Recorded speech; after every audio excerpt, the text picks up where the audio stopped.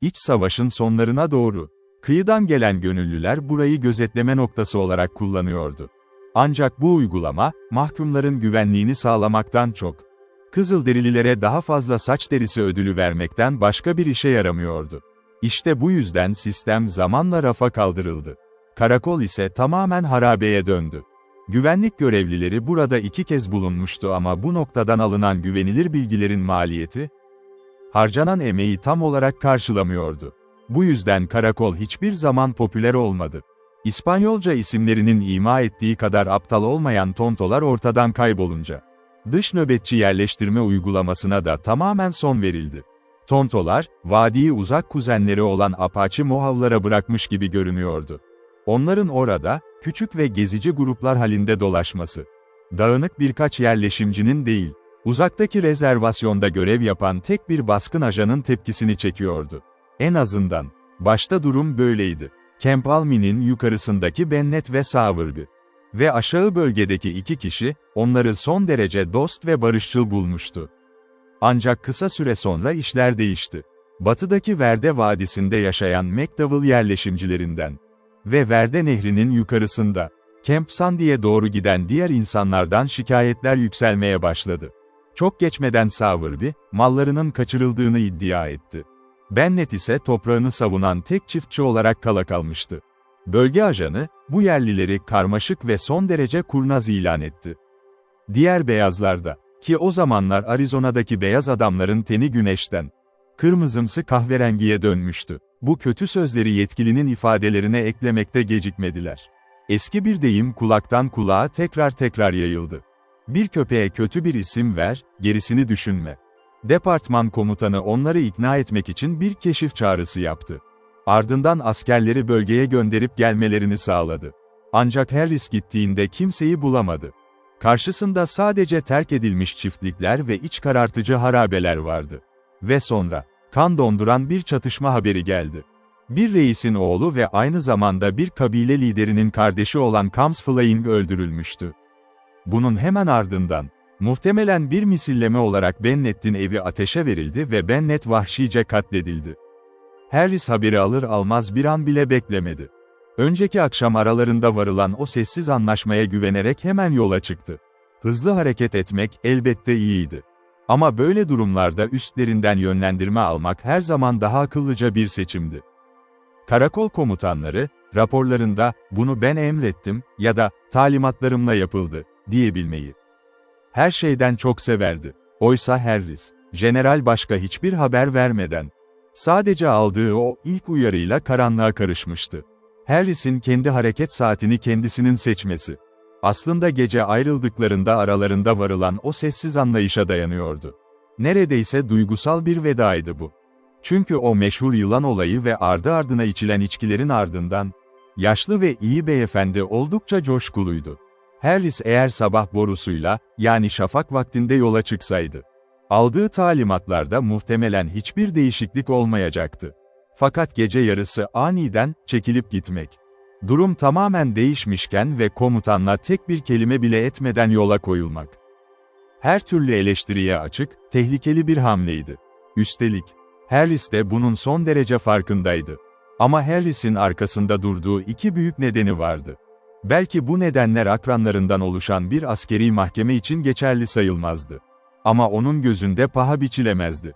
İlki, izcisi, Tonio'ydu. Tonio, adeta öfkeden yanıp tutuşarak yanına gelmişti. Kendi halkının, tamamen masum olduğu halde suçlandığını haykırıyordu. Tonio, operasyona hemen başlamaları için yalvarmıştı. Bu acele, Apache Mohawkların suçsuz olduğunu kanıtlamanın tek yoluydu. Gerçek yağmacıların kim olduğunu dünyaya gösterecekti. Ve belki de, kaçırılan mahkumları henüz vakit varken kurtarabilecekti. Bu yüzden Harris, en ufak bir tereddüt bile etmedi. Doktor Bentley'nin ellerine aceleyle yazılmış kısa bir not bıraktı. Tonio ve en güvendiği bir düzine adamıyla birlikte uzaklaştı. Ancak daha 1 mil bile gitmemişken, hayatta en az görmek istediği adam tarafından önü kesildi. Hal Willett, işte bu adam, Harris'in bir an önce uzaklaşmak istemesinin o ikinci ve en büyük sebebiydi. Eğer bir insanın, başka birinin planlarına ve amaçlarına burnunu sokma fırsatı varsa, Harold Willett'in bu fırsatı sonuna kadar değerlendireceğinden emin olabilirdiniz. Harris onu eski günlerden beri çok iyi tanıyordu. İçgüdüsel olarak biliyordu ki, bu bencil sınıf arkadaşı, elinden gelirse, Harris'in izcilerle yıllar boyu verdiği emeğin meyvelerini bir çırpıda çalacaktı. Böyle kritik bir acil durumda, komutayı devralmaktan asla çekinmeyecekti. Ve Harris haklı çıktı. Önce izciler, dere kıyısına kadar cesurca uzanan o devasa yamacın etrafından dolaşırken, tepelerin eteklerinde tüten iki uzak ateşi heyecanla işaret ettiler. Tam o sırada Willett, hızla Harris'in yanına sokuldu. "Tabii ki sinyal ateşleri," dedi kibirli bir sesle. "Tam da tahmin ettiğim gibi. Ama bu adam senin dediklerini reddetti. Mesa'ya doğru ilerliyorlar. Hemen merkeze haber göndereceğim." Bunu söylerken, keşif defterinden yırttığı bir sayfaya aceleyle bir not karalamaya başladı. Sonra atını tekrar 4 nala sürerek, Harris ve Tonio'yu yan yana ilerlerken yakaladı. "Tonio'ya söyle, bunu doğrudan General Archer'a götürsün," dedi emir kipiyle. Harris öfkeyle ona döndü. "Benim izcilerime emir verme hakkını sana tanımıyorum Willett. Şu an, Tonio'ya ihtiyacım var." Willett, uzlaşmacı görünen ama sinir bozucu bir tavırla cevap verdi. "20 dakika içinde onu tekrar yanında bulacaksın. Bu Archer'ın kendi emri, Harris. Doğrudan onun yanından geliyorum. Yoksa inan bana, senin işine mümkün olduğunca az müdahale ederdim." Harris, karşısındaki adamın kızarmış yüzündeki o samimiyetsiz ve güvenilmez ifadeye baktı. Sessizce, Tonio'ya döndü. Bu güvendiği adamına, yani ikinci kişisine sadece 10 kelimelik kısa bir talimat verdi. Üstlerine ise tek bir kelime bile etmedi. Ve içindeki acı öfkeyle atını öne doğru sürdü. Silah mesleğinde, insan makinesinin tüm karmaşık parçaları en ufak bir sürtünme olmadan, güzelce ayarlanıp hareket edene kadar bir insan topluluğunu geliştirmek, eğitmek ve disipline etmek için sadakatle ve ısrarla çalışmanın ne demek olduğunu anlayan ilk adam. O değildi. Bir başka adamın gelip, adamlarına yabancı ve kendisine rakip olan birinin onun yerine geçmesi, kendisinin ise bir tür savaşçı ikinci keman olarak görevine devam etmesinin istenmesi ve tüm ödülüyle övgünün o yeni birinci kemana gitmesi. Harris bu haksızlığı yaşayan son kişi de olmayacaktı. General Archer'ın kendisi de bir keresinde şöyle demişti: "Askeri ayrıcalığın temel unsurlarından biri, komşunun elindeki kartları, yani ökur oyununu iyi bilmektir. Bunu, diğer askerlerin haklarına karşı tam bir kayıtsızlık ve karanlıkta gizlice çalışma yeteneğiyle birleştirince, insanın arzulayıp da ulaşamayacağı hiçbir yıldız yüksekliği kalmazdı." Harris, yaşlı askerlerin bazen üst komutalarda yaptığı o büyük hatayı yaptı. Kendi adamlarına ve görevlerine körü körüne bağlı kalırken, karargahta kendisini gözetecek bir arkadaş bırakmadı. Kulağa ne kadar anormal gelse de, orada bulunmayanlar her zaman haksız çıkıyordu. Hatta, görev için hazır bulundukları, yer tam olarak olmaları gereken yer olsa bile. Keşke Harris o gece kendi kampı yerine doğrudan karargaha gitseydi. Generali görmek için dursaydı, hemen kurtarmaya gitmek yerine anlatacak çok daha az hikaye olurdu. Belki de Harris, bunun farkına varmıştı. Öfkeli ama sarsılmaz bir şekilde, izcileri arasındaki hevesli liderleri bir kez daha geride bıraktı. O zayıf, ince adamlar. O yorulmak bilmeyen ünlü Apache koşu yürüyüşüyle hızla ilerliyorlardı. Harris de oradaydı. Bronçosunun dizginlerini sıkıca tutuyordu.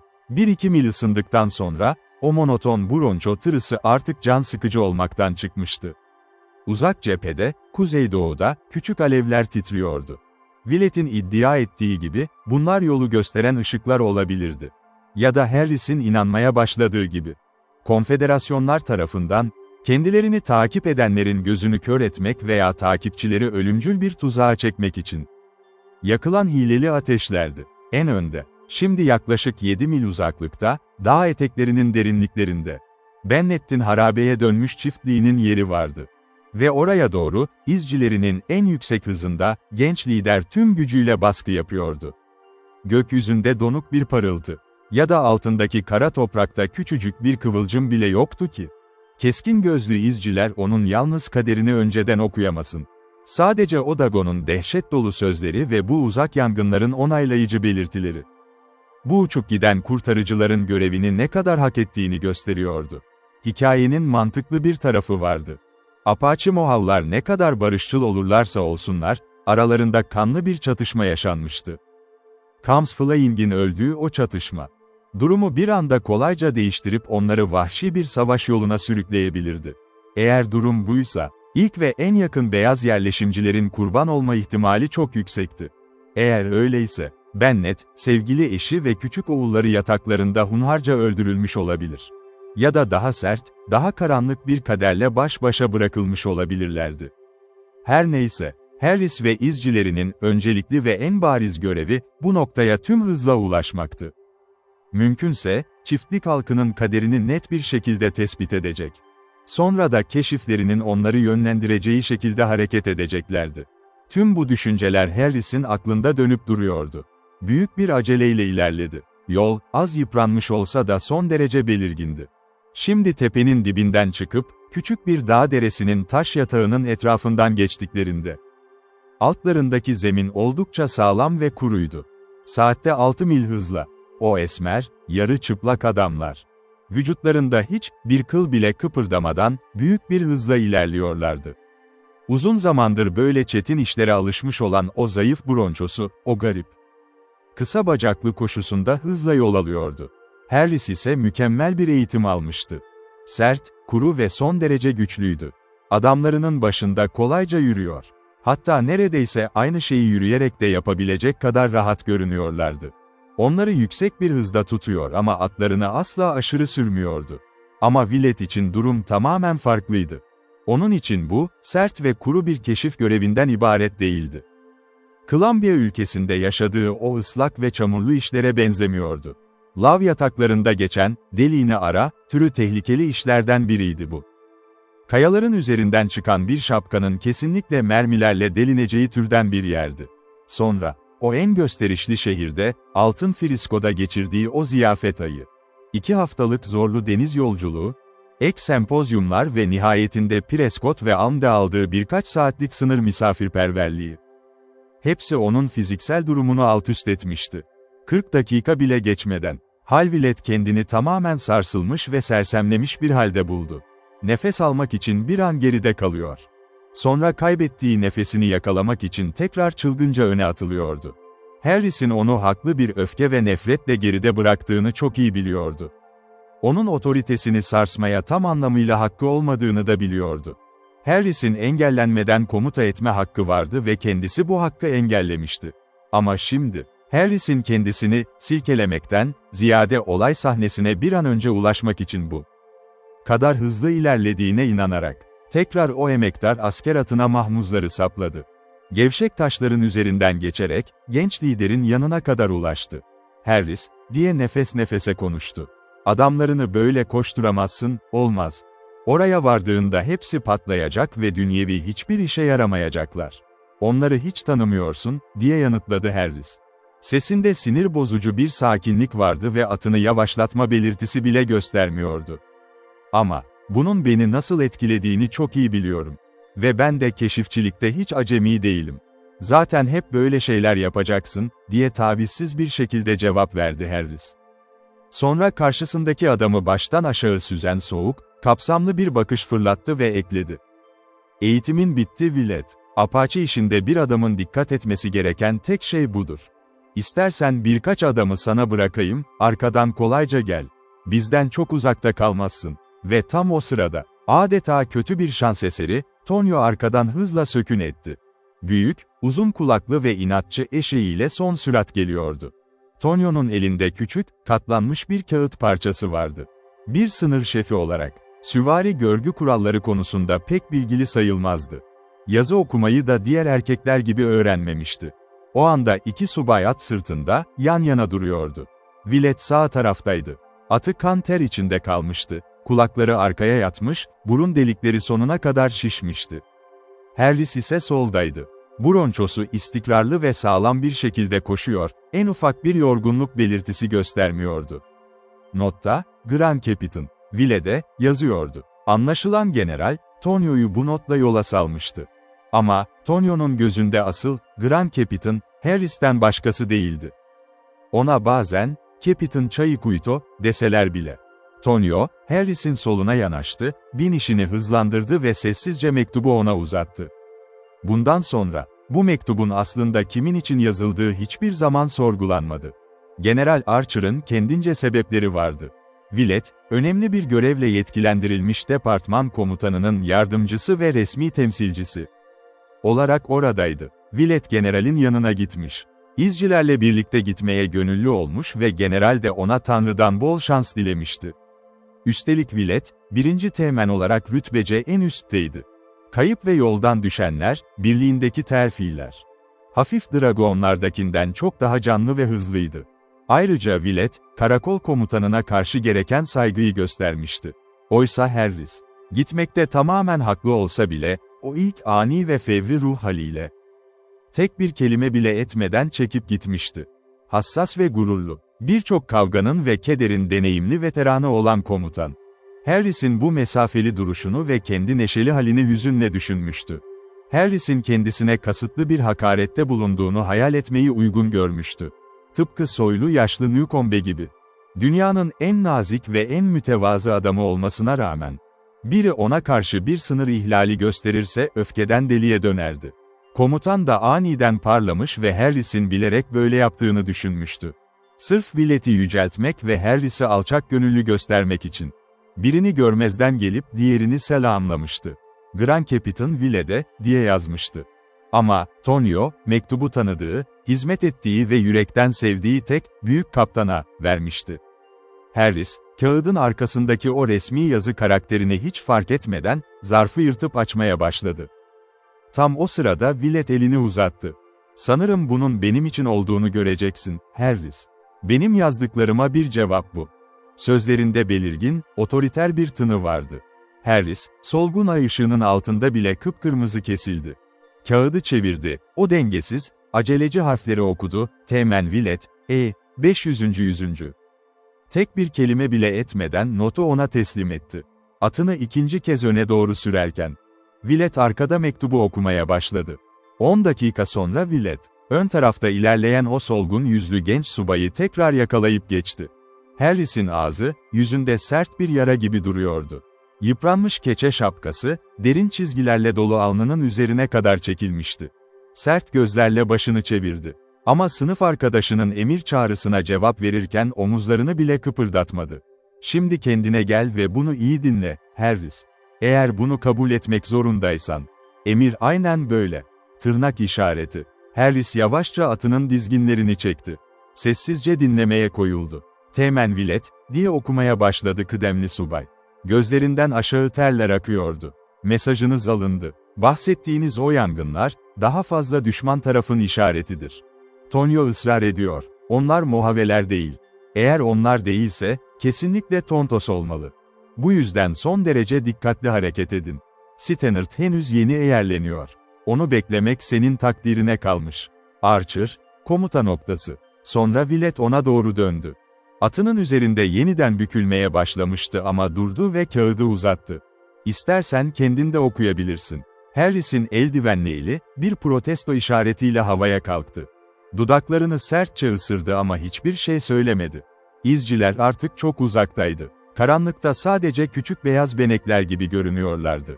Aniden, bir çığlık koptu. Bir gece kuşunun kulak tırmalayan sesi gibi. Tonio, mokasen topuklarını inatçı eşeğinin kaburgalarına sertçe sapladı ve hayvanı öne doğru sürdü. Sonra eğerinin üzerinde hırsla döndü. Şefine bakarak ileriyi işaret etti. Her iki subay da hemen peşinden atıldı. Yol, alçak bir kaya çıkıntısının üzerinden geçiyordu.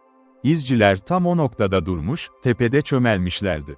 Tam önlerinde, muhtemelen 4 mil kadar uzaklıkta, ay ışığının tam ortasında donuk, kırmızı bir parıltı yükseliyordu. Ara sıra parlak alev dilleri, tembelce tüten dik bir kayalığın yüzeyini yalıyordu. Ateş artık gücünü tüketmişti. Avını tamamen yemiş ve ölümcül bir uykuya dalmaya başlamıştı. "Hadi öyleyse," dedi Harris. İlk kez bu kadar aceleci ve sabırsız bir ses tonuyla konuşuyordu. "Eğer bu tempoya dayanamıyorsan, biz önden ilerleyelim ve dosdoğru bir pusuya düşüp orada kalalım, öyle mi?" "Hayır. Benim aldığım emir, dikkatli hareket etmemiz yönünde. Şimdi yolumuzu yavaşça hissetmemiz lazım." Elini dizginle Harris. Ve adamlarını da durdur. Alm'den ayrılalı beri. Bu 6 millik yolda daha 50 dakika bile geçmemişti. Sadece 50 dakika sonra ve 3 milden daha az bir mesafe kat etmişken, o harap olmuş çiftlik hala uzun bir mil uzaklıktaydı. Dikkatli bir keşif için durduklarında, dere kenarındaki yoğun bir söğüt yamasından zayıf, titrek bir ses yükseldi. Kısa bir süre sonra, korku ve dehşet içinde kalmış birini buldular. Bennett'in her türlü işe koşan siyahi adamını. Zarar görmemiş ama korkudan yarı ölü bir halde sığınaktan dışarı sürüklediler. Evet, Kızılderililer aniden, akşamın erken saatlerinde baskın yapmıştı. İlk uyarı, katliamdan kaçmayı başaran Maricopa çocuğundan gelmişti. Çocuk, Kızılderililerin kardeşini öldürdüğünü söylemişti. Bennett bunu duyar duymaz silahını kapıp dışarı fırlamıştı. Rusty'ye hemen bir tüfek almasını, Bayan Bennett ve çocukları yanına alarak hızla deredeki söğüt ağaçlarına saklanmasını emretmişti. İçeriden silah sesleri ve vahşi bağırışlar yükseldi. Rusty'nin yapabildiği tek şey buydu. Dediğine göre, Bayan Bennett kocasının yanına geri koşmak istemişti. Çocukların yüksek sesle ağlamasını ve yerlerini belli etmesini engellemek için büyük bir çaba sarf etmişti. Onları vadinin daha aşağısına, o güvenli yamaya kadar götürmüş ve orada saklamıştı. Kızılderililer çiftliği ateşe verirken, her yerde adeta vahşi bir sürek avı gibi onları arıyorlardı. Sonunda, her yer derin bir sessizliğe gömüldü. Ancak Bayan Bennett vahşi ve deliye dönmüş bir haldeydi.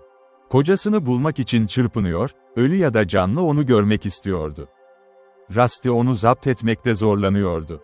Sadece birkaç dakika önce, yaklaşık 15 dakika önce, kadın ellerinin arasından sıyrılıp gitti. Adam, kadını engellemenin hiçbir yolu olmadığını fark etmişti. Rusty geriye doğru koşmaya başladı. Kadın giderken ona sadece oğullarını kurtarmasını söylemişti. 2 çocuğunu da son kez öpüp karanlığa karışmıştı. Ve 5 dakika bile geçmeden, kadının attığı o korkunç, yürek parçalayan çığlık duyuldu. Çocuklar dehşet içinde tekrar ağlamaya başladı. Sonra, Rusty 2 Kızılderilinin çılgınca o tarafa doğru koştuğunu gördü. Onu yakaladıklarını ve birazdan çocukları da almaya geleceklerini çok iyi biliyordu. O yüzden, kaçıp kendini ve çocukları kurtarmaktan başka ne yapabilirdi ki?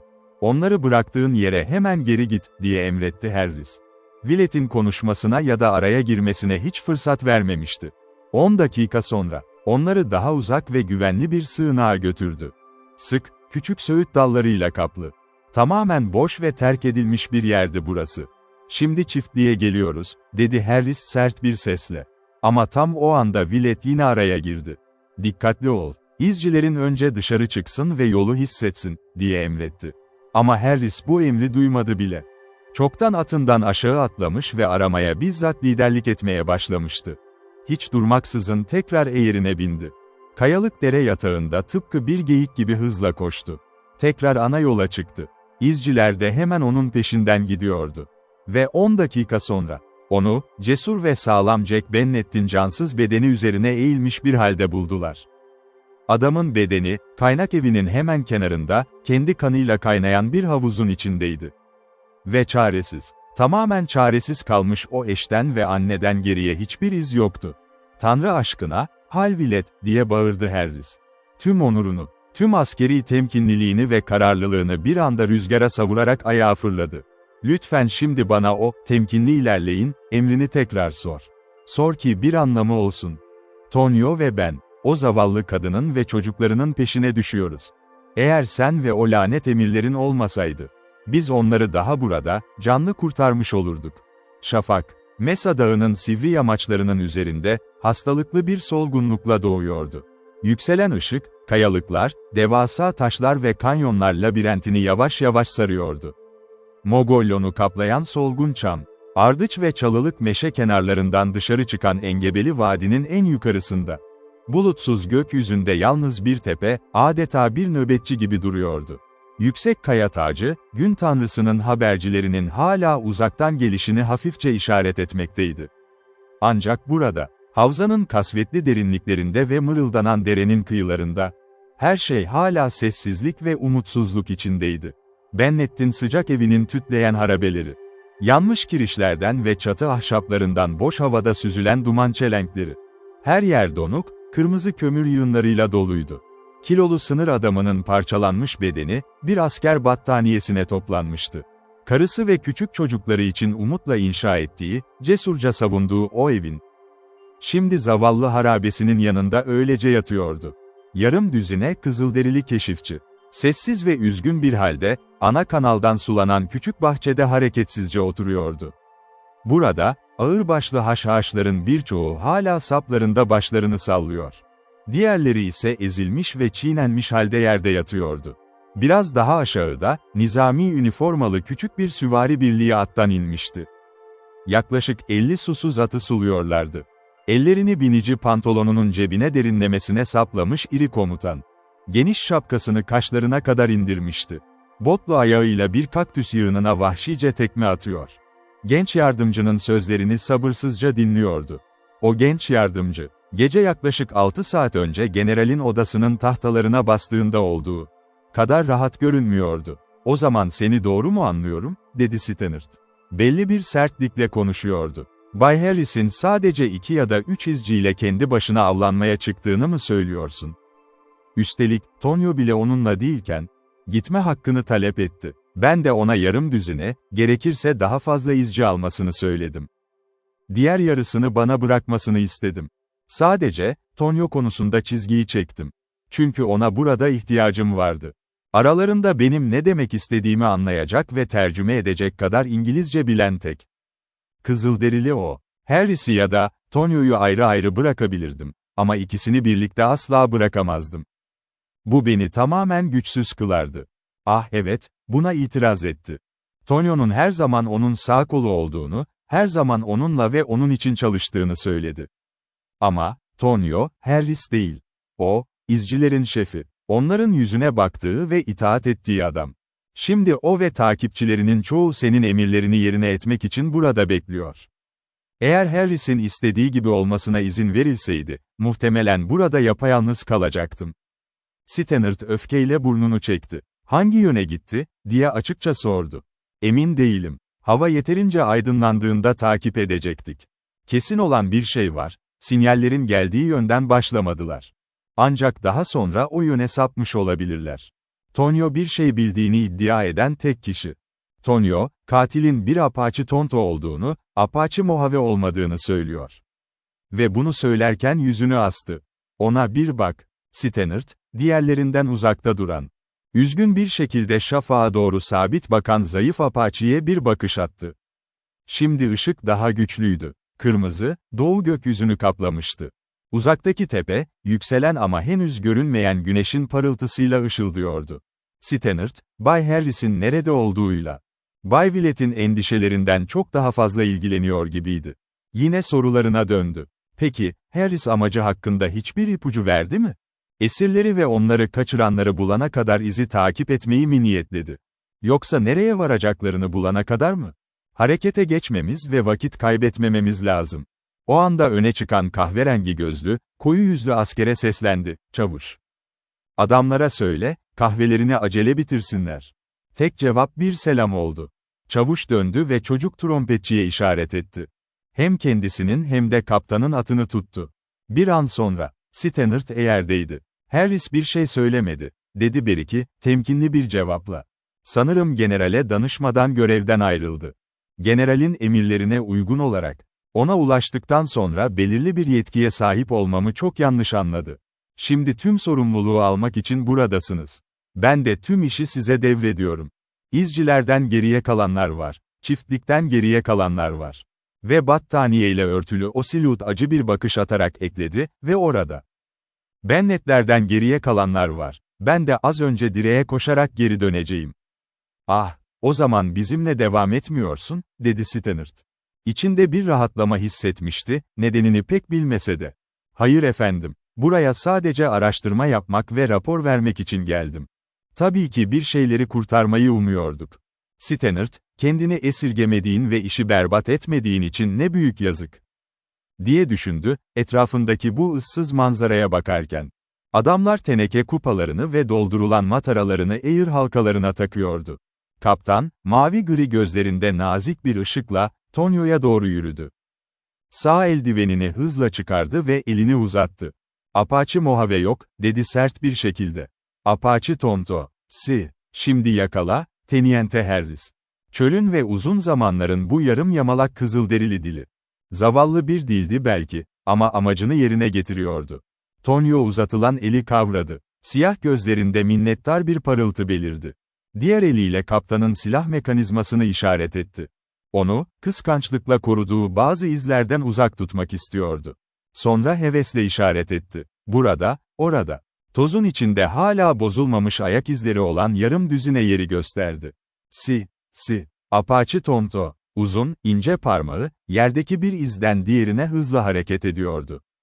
Apache Mojave yok. Hayır. O zaman gel, bin, diye seslendi Stannard. Birinci çavuşa dönerek ekledi. Ambulans karakoldan çıkana kadar burada bir onbaşı ve 4 adamı nöbetçi olarak bırakın. Birliği bindirin, yakında hazır olun. Tonyo ve izcilerle devam ediyorum. Ugashi, Tonyo, hoşça kal, Bay Willett. Eğer bir nöbetçiye ihtiyacın olursa bir adamı al, diye bağırdı. Flanel gömlekli omzunun üzerinden seslenmişti. Üzerinde hiçbir rütbe rozeti ya da kayış yoktu. Giyim veya ekipman açısından, süvari kaptanı ile 50 adamı arasında kesinlikle hiçbir fark görülmüyordu. Bir an sonra, tıpkı koku almak için etrafa dağılan tazılar gibi, Tonyo ve keşifçileri alçak araziye yayıldı.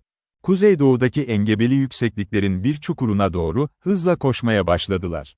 Çünkü orada, ışık yeterince aydınlandığı anda en ufak bir şekilde beliren izleri, Apache'lerin keskin gözleri hemen fark etmişti. Kaçakları takip ediyorlardı. Şimdi zıplayan adımlarla işareti takip ediyorlardı. Tonyo en öndeydi, bineğinden inmişti. Diğer adamlar gibi ayakta. Ara sıra yarı çevrilmiş bir çakıla, kırık dallara ya da ezilmiş otlara işaret ederek hep hevesle ilerliyordu. Kızılderilinin bu kararlı tavrı, her dakika alışılmadık ama bastırılmış bir heyecana dönüşmekteydi. 3 kez Stannard'a işaret etti. Ezilmiş ve dövülmüş kumu gösterdi. Parmak, topuk ya da taban izleri. Beyaz adamların anlam veremeyeceği, ama yerlilerin büyük bir sevinçle, Apache Mojave diye ilan ettiği izlerdi bunlar. Stannard başını salladı. Dişlerini sıktı. İçindeki öfkenin yükseldiğini hissediyordu. Bir süre önce Apache Tonto olduğuna yemin etmiştin sanıyordum, dedi Stannard öfkeyle. Şimdi ise Apache Mojave diyorsun. Apache Tonto, öldür, vur. Apache Mojave iyi kızılderili. Bak, gör, taşıyor.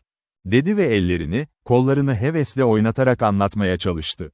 Bennet'te öldürenlerin düşman Tontolar olduğunu ve o zavallı, dul kadını taşıyanların ise Mojave kanından olduğunu mu kastediyordu?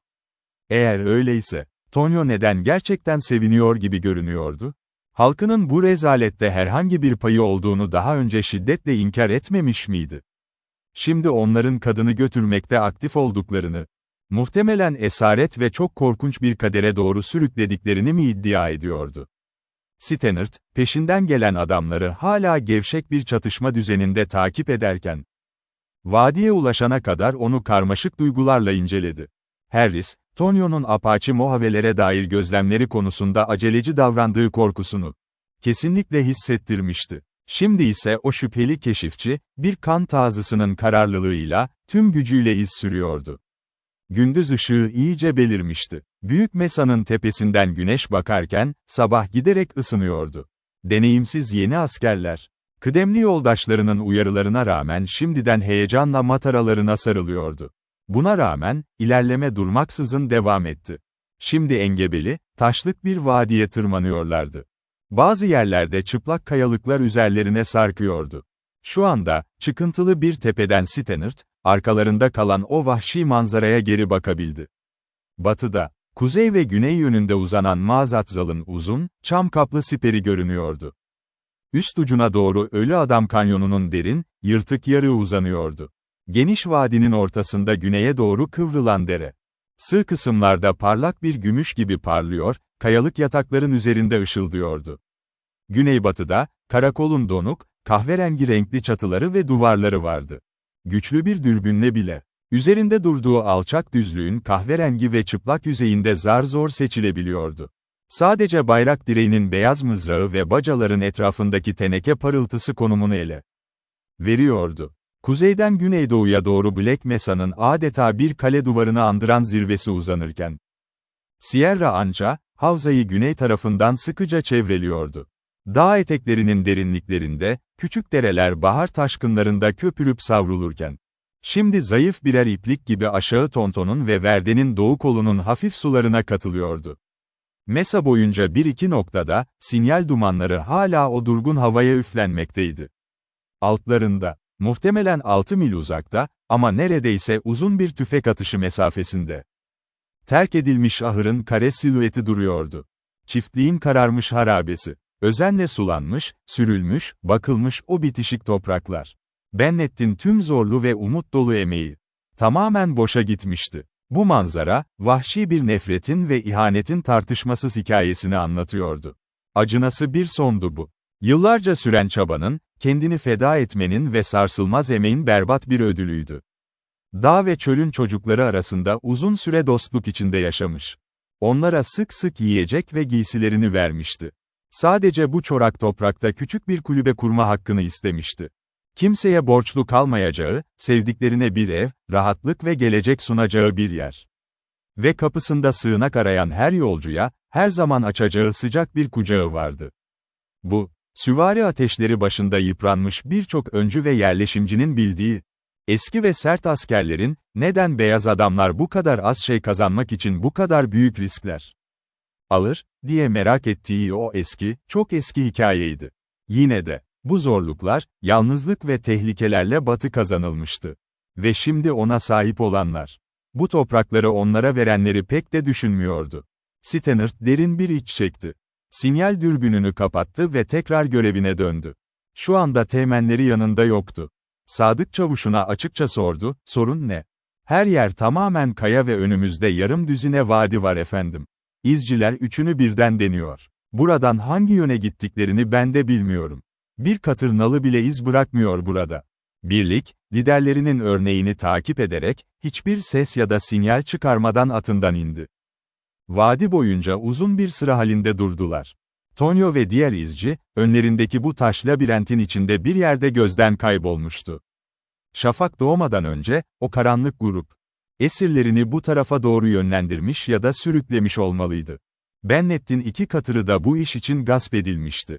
Yine bu taraftan, 1 saat bile geride olmayan Harris ve birkaç müttefiki peşlerine düşmüş olmalıydı, toplamda 4 Kızılderili. Buraya kadar, hızlı ve şaşmaz bir şekilde. Tonio, yarım düzine yarı çıplak genç kahramanın desteğiyle süvarileri yönlendirmişti. Daha önce hiç böyle bir şey görülmemişti. Eski flaşçı Haney, Prescott'taki birliğe katılmış ve 69'da önceki alayla burada görev yapmış olan o eski asker bile. Daha önce, Tonio'nun bu kadar heyecanlı ve ateşli olduğunu hiç görmediğini söylüyordu.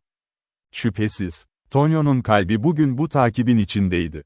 Ama bu gecikme, gerçekten çok rahatsız ediciydi. Kovalamacada kaybedilen her an, kaçanların kazandığı koca bir dakikadan daha fazlası demekti. Açık ara daha hafif olan ve dağ tırmanışına alışkın olan Apache, neredeyse bir keçi gibi çeviklikle araziyi kat ediyordu. Stannard'ın saati, vaktin sabah 7'yi çoktan geçtiğini söylüyordu. Kendi adamlarından başka hiçbir Kızılderili görmemişlerdi. Saat tam yarım kalmıştı. Stannard, saat kutusunu sabırsızca şaklatarak cebine geri sokmak üzereyken, çok ileride, kayaların arasında yankılanan 2 kurşun sesi ardı ardına patladı. Hemen ardından, aniden yarım düzine daha ateş sesi yükseldi. Atlarınızı 4 numaraya teslim edin adamlar, diye bağırdı Stannard. Çavuş Schreiber, burada kal ve kontrolü sağla. Geri kalanlar, gelin benimle. Kayalık bir yamaca tırmanarak, önündeki yol ayrımına doğru ilerledi. 2 dik vadi arasındaki o tepeye doğru. Adamları nefes nefese peşinden geliyor. Ara sıra bir taşı yerinden çıkarıp derin boşluklara düşürüyorlardı. 200 yarda ileride, keskin ve köşeli bir noktada, Yuma keşifçilerinden biri telaşla elini sallayarak duruyordu. Stannard ağır adımlarla o yöne doğru döndü. Yol kolay değildi, tempo ve dik tırmanış kendini iyice hissettirmeye başlamıştı. Hevesli genç askerler hemen arkasındaydı. Ancak sert ve yaşlı birinci çavuş Stauffer, arkadakilere kalabalık yapmamaları için hırladı. Kaptanları bunu duyunca yarı yarıya döndü ve yüzünde beliren hafif bir gülümsemeyle, "İstersen öne geç," dedi. Ve hep birlikte ileri atıldılar. Çünkü ateş keskin, şiddetli ve çok yakındı. Tonio'nun küçük grubu olay yerine varmış. Springfield tüfekleriyle çatışmanın gürültüsünü artırmıştı. Bir an daha, kayadan kayaya atlayarak, sağa ve sola yayılarak ilerlediler. Uçurumun yüzeyinde küçük bir hareketlilik gördüklerinde, askerler bitişik yamaçtan aşağı doğru sürünmeye başladı. Herkes kendini koruyarak, düşmanı görebildiği ilk noktadan ateş açıyordu. Bazı adamlar belki de neye ateş ettiklerini bile bilmiyordu. Ancak büyük namlulu şarp karabinaları, keşifçilerin ateşine muhteşem, gürültülü bir koro oluşturuyordu. 500 yarda ötede, 2 kez eğilip, kayadan kayaya kaçarken görülen birkaç esmer kızılderili, tam bir kaçış halindeydi. Sonra eski, Tonio, taş uçurumun karşısından elini kaldırdı. Arkadaşlarına durmaları için işaret etti. Alçak bir kaya bariyerinin üzerinden atladı. Bir an gözden kayboldu. Birkaç adım sonra, yeniden belirerek, hadi, işareti verdi. Yollarına devam ettiler. Ve kısa süre sonra, yamacın küçük bir yarığında, heyecanla gevezelik eden o gruba rastladılar. Bir katır, yamaçta ölüm acısıyla bacaklarını tekmeleyerek çırpınıyordu. Bir diğeri ise kayaların arasında cansız yatıyordu. Yüzü koyun bir kan havuzunun içinde yatan bir Apache savaşçısı, yarın önünde uzanmıştı. Çok geçmeden, mağarayı andıran o dar girişten Teğmen Harris ve Tonio göründü. Kollarında, baygın bir kadın formunu taşıyorlardı. Stannard nefes nefese olay yerine vardı. Herkese geri çekilmelerini ve kadına hava açmalarını emretti. Birinin hemen bir matara getirmesini istedi. O sırada Harris'in omzuna sertçe bir takdir tokadı attı. Ancak o sessiz, genç subay aniden sarardı ve bir kütük gibi yere yığıldı. İşte tam o an, onun da vurulmuş olduğu anlaşıldı. Kolu ve gömleği tamamen kan içindeydi. Ve tam o saatlerde, 30 milden daha az bir mesafede, Teğmen Willett'in sözlü raporuna dayanarak, Camp ALMY komutanı, yüksek karargaha gönderilmek üzere acele bir kurye raporu kaleme alıyordu. Yazılan rapor, tam olarak şu sözlerle son buluyordu.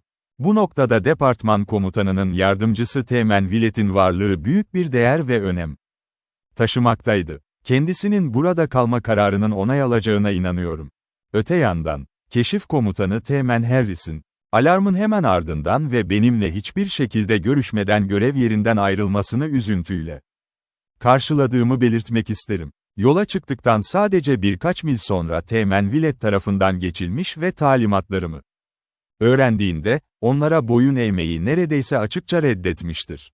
Bazı keşifçileri peşinden gitmeye ikna ederek, Teğmen Willett'in tüm itirazlarına rağmen birliği terk etmiş ve yağmacıların peşine düşmüştür.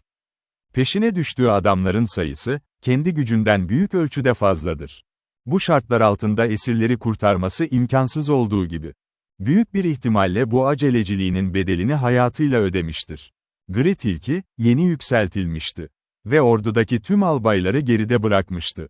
Diğer komutanların kendi alanlarında şanssız olduğu bir dönemde, o, inatçı Apache'ler arasında büyük işler yapıyordu. Gerçekten de, uzun zamandır Modok'ları tanıyan subay ve askerlerin çağrılarına değil, barış komiserlerinin sofistiklerine kulak vererek kendi onurlu ve değerli hayatını feda etmişti. Uzun yıllar boyunca Arizona çölleri ve dağlarının savaşçıları, Drum Barracks'taki veya Occidental'daki masalarından onlarla savaşan departman komutanlarının yöntemlerine meydan okumuşlardı. Ancak George Crook, diğer kabileleri takip eden yıllarca başarılı bir kampanyadan sonra askerlerini bizzat çatışma yerine götürdü. Tanınmış şeflerin başları birer ardından, ayaklarının dibine eğildi. Ya da yerleştirildi. Öncüler, yerleşimciler, çiftçiler ve madenciler tekrar cesaret ve umut buldu. Yağmacılar ise dağlara yöneldi. Sonra, dostlarımız düşman, uzak doğudan geldi. Dilek ve dua yaptılar. En azından birliklerin bir kısmına düşmanlığın askıya alınması emredildi. En iyi dindar elçiler ise savaşçıları içeri davet etmek, mantık yürütmek, hatalarını öğrenmek ve iyi olacağına söz vermek için ikna etmeye geldi.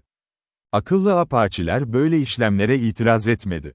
Askerin savaşmayı bırakmasına kesinlikle razıydı. Hediyeler ve bolca yiyecek ile birlikte gelip öğüt ve dua dinlemeye de aynı derecede istekliydi. Çoğu Kızılderili böyle olurdu. Bu yüzden yeni general emredildiğince kenara çekildi. Ve büyüklere adil bir alan bıraktı. Gri tilki, ayı ve geyik avlamaya giderken, Apache reisileri iyi ve nazik insanların cömert ellerinden ne elde edebildiklerini biçmek için Gila'ya inerken, genç adamları sahne yollarında ve dağılmış çiftliklerde dalıp barış ve vaat güneşi parlarken kendi tarzlarına göre saman yaptılar. Verde ve Salado boyunca Apache'lerin sürüdeki kurt gibi aşağı inmesi böyle oldu.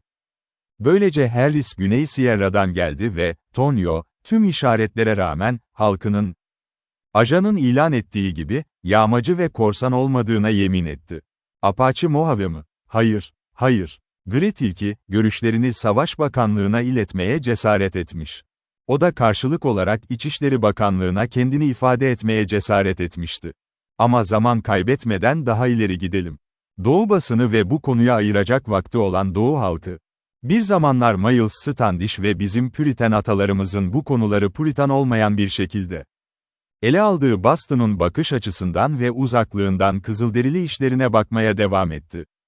Hükümetin askeri koluna sadece geçici bir boyun kaldı.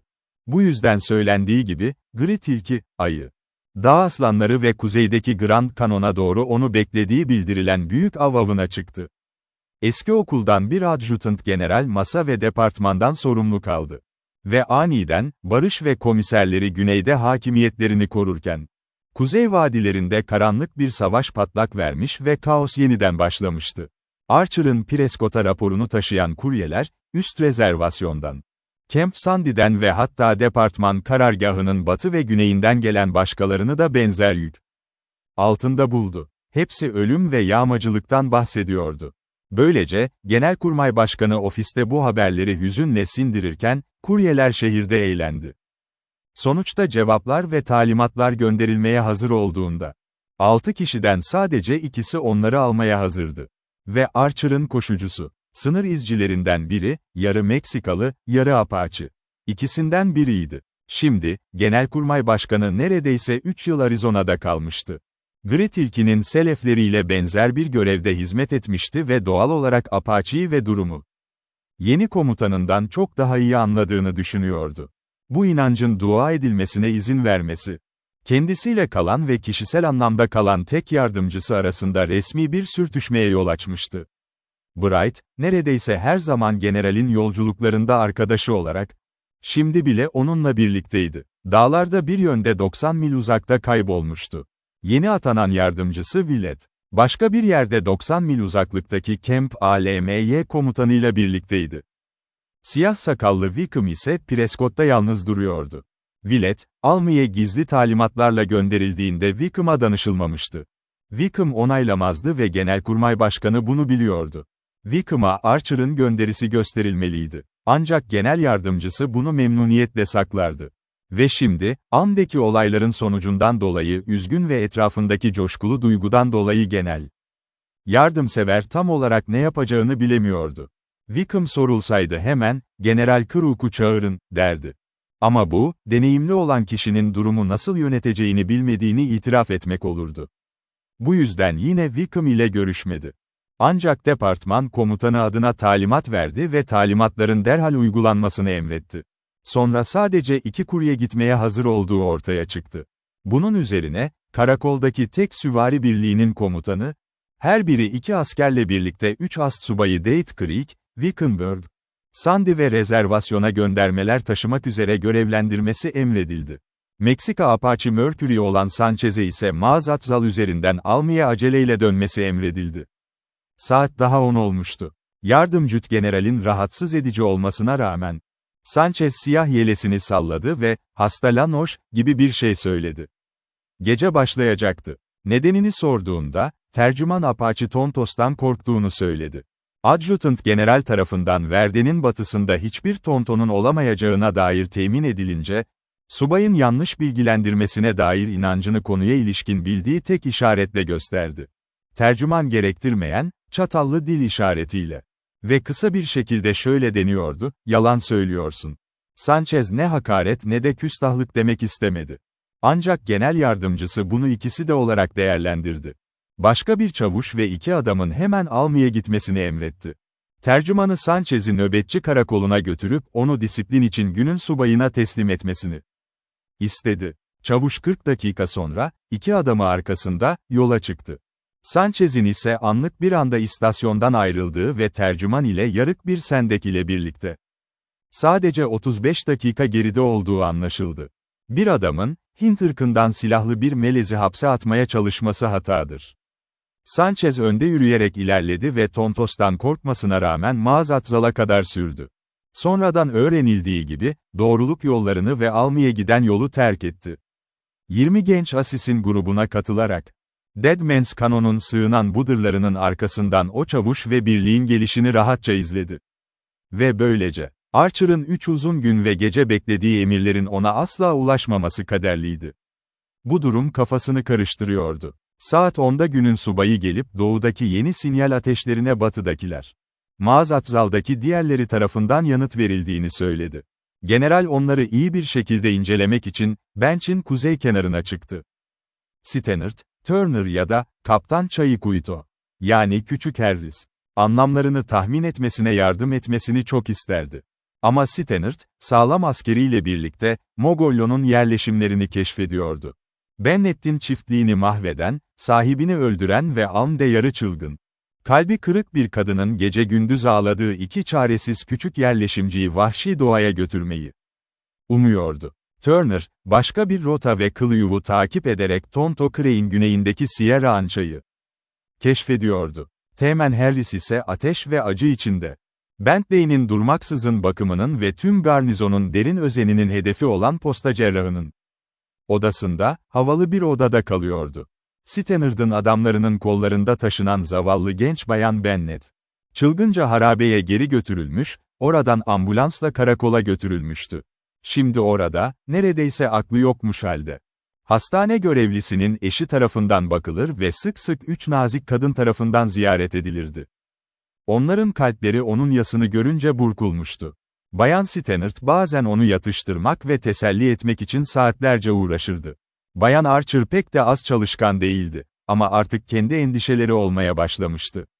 Sevgili kızı Lillian, annesinin bildiği gibi, bu uzak mesafe istasyonuna geldiklerine kadar gösterişsiz ve çok çekici bir adam olan yardımcısı Wille'de kalbini kaybetme noktasına tehlikeli derecede yaklaşıyordu. Ve Bayan Archer bundan pek hoşlanmamıştı. Almy'ye Bayan Bennett'in yeniden yakalandığı ve Teğmen Harris'in kaçırılanları dağıtan çatışmada yaralandığı haberini aldığında, Willett ilk binip onları karşılamaya giden kişi oldu. Ambulansı almak için hızla geri dönen onun görevlisi ve cerrah gelmeden önce, daha sonra kolay aşamalarla acı çeken sınıf arkadaşının göreve getirildiği büyük bir yavru kurulmasını sağlamış olan Willett'ti. Harris gerçekten çok yaralanmıştı. O kadar acı çekiyordu ki, en hafif sarsıntı bile acı veriyordu. Harris, doktorun odasında kanepesine kaldırıldığında zayıf ve solgundu. Gözleri kapalı, dişlerini sıkarak tüm sesi bastırıyordu. General oradaydı, elini uzatıp neşeyle konuşuyordu. O zamana kadar neredeyse 24 saat Prescott'a gidiyordu ve haberin ifadesini değiştirmek için onu yakalamak istiyordu. O akşam, ek göndermek için oynuyordu ama kim gönderecekti? Sanchez, müsait olan tek posta kuryesiydi. İzciler süvarilerle birlikte uzaktaydı. Her iki birlik de artık sahadaydı. Karakolda sadece bir düzine at kalmıştı ve her sağlam ve hırslı süvari yolda yoldaşlarıyla birlikteydi. Geriye kalanlar ekstra görevli olanlar ya da zayıflardı. Ayrıca, Archer bunu Willett'e anlattığında, Willett çok diplomatik bir şekilde karşı çıktı. Bir gün bekle, göndermeye değer bir şey mutlaka ortaya çıkar. Stannard ve Turner gibi iki kaptan bir şeyleri başarmaktan kaçınamazdı. Düşmanları bulup nerede bulunursa cezalandıracaklarına güvenilebilirlerdi. Üstelik henüz sadece kötü haberler gönderilecekti. Çünkü Harris'in yaralanması böyle kabul edilecekti ve zavallı Bayan Bennett'in çocukları olmadan yeniden yakalanması bunu pek telafi etmeyecekti. Başka bir şey daha vardı. Ama Willett bile bunu söylemekte tereddüt etti. Archer'ın en azından bir gün daha elini tutmasını sağlayacak kadar söylemişti. O halde neden daha fazla cephane kullansın ki mecbur kalmadan? Bu nedenle, 2 gün boyunca saha kolonundan haber ya da Prescott'a başka bir mesaj gelmemişti. O zaman Archer'ı Sanchez'in dönüşünü beklemenin en iyisi olduğuna ikna etmek kolay oldu. Ve Willett için o 2 gün, özellikle uzun, muhteşem akşamlar Tatlı ve heyecan verici ilgi dolu geçmişti. Harris ile daha çok olmalıyım, sanırım, demişti Lillian Archer'a. Ve orada olurdum ama, onun yalnız kalmayı tercih ettiği hissinden kurtulamıyorum. O her zaman tuhaftı ve ona yardım etmek yerine endişeleniyorum gibi görünüyorum.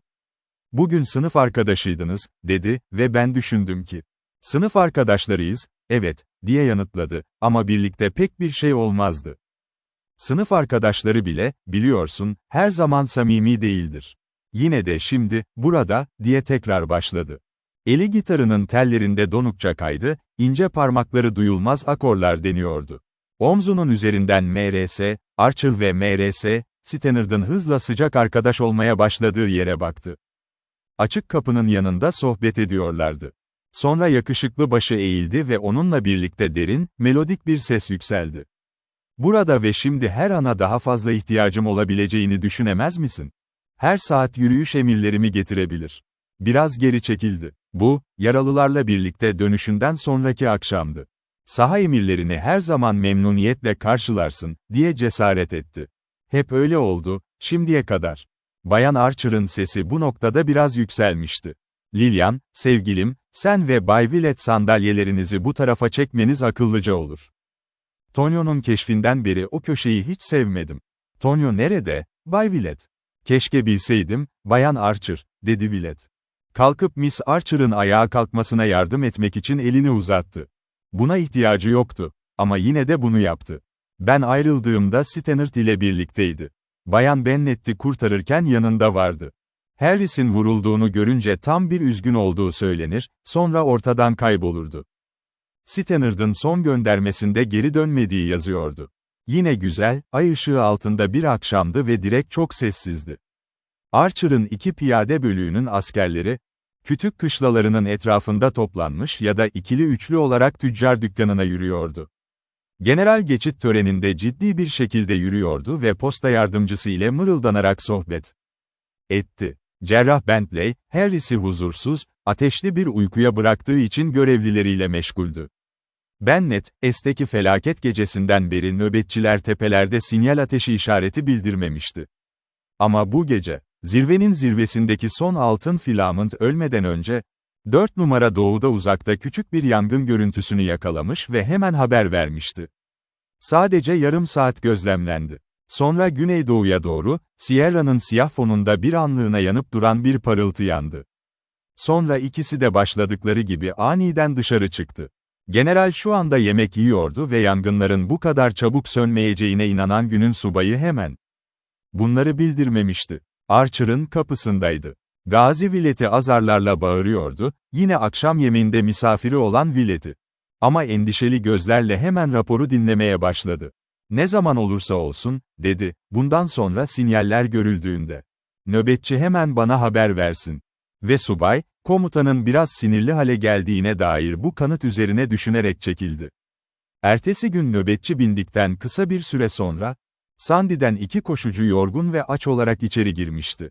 Peçi işareti, Todas Parts, dedi lider, raporunu teslim ettikten sonra. Ama o da yarı apaçiydi ve sorunsuz bir şekilde geçti. Okuduktan sonra 2 saat boyunca Archer içeriği kendine sakladı. Genel yardımcı, Prescott'ta onunla görüşmek istedi. 90 mil kuzeybatıda, Buckboard'la, düşman Kızılderililerle dolu bir ülkeden geçerek. Bu geziyi pek umursamıyordu ve eşiyle kızını burada bırakıyordu. Öğle vakti onlara söylemek zorunda kalmıştı. Ve Willett, Lillian'a Colorado'da duyduğu bir fandango öğretiyordu. Anne ve kız endişeyle birbirlerine baktılar ve hiçbir şey söylemediler. Başlama zamanını ayarlamadan önce geceye kadar beklemesi kararlaştırıldı. Bu gece kesinlikle bir tür haber getirmeliydi. Ve gerçekten de, saat 10'da. Elinde tarla camı ile onu tekrar küçük mesanın kuzey kenarına götüren çağrı geldi. Diamond Butte yönüne doğru, neredeyse doğuya doğru bir yerde, bir ateş parlak bir şekilde yanıyordu. Batıdaki Maazatzal'da 2 kişi vardı.